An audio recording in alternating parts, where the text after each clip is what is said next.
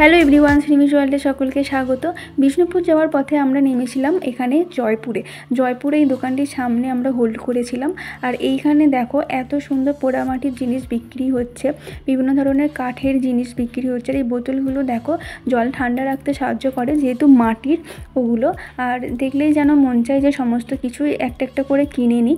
যাই হোক, এখানে একটু ঘোরাফেরা করে তারপর আমরা চলে যাচ্ছিলাম বনলতা রিসর্ট দেখতে, কারণ বনলতা রিসর্ট এখান থেকে একটুখানি ভেতরে।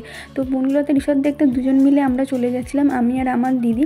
বলছিলাম চল একটুখানি দেখে আসি, এই তো একটুখানি। তো যেহেতু অন্ধকার, কেউ কোথাও ছিল না, তো আমরা গিয়েই আর কি ফিরে চলে আসি ব্যাক করে, যে থাকে অন্ধকারে যাওয়ার আর কোনো দরকার নেই।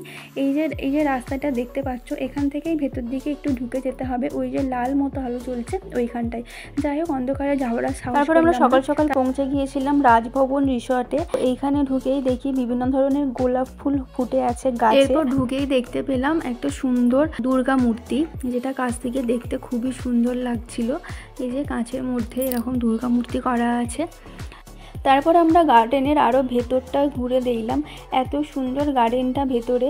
তো এত ফুল গাছে ভর্তি, বিভিন্ন ধরনের ফুল গাছ, জবা ফুল থেকে গোলাপ ফুল থেকে বিভিন্ন ধরনের ফুল গাছ। তাছাড়াও আছে আম গাছ, এই যে আমের বকুল ধরেছে সবে। আর এই গার্ডেনটার মাঝে মাঝে বসার জায়গা করা আছে, দোলনা আছে। আর এত বড় একটা জলাশয় আছে।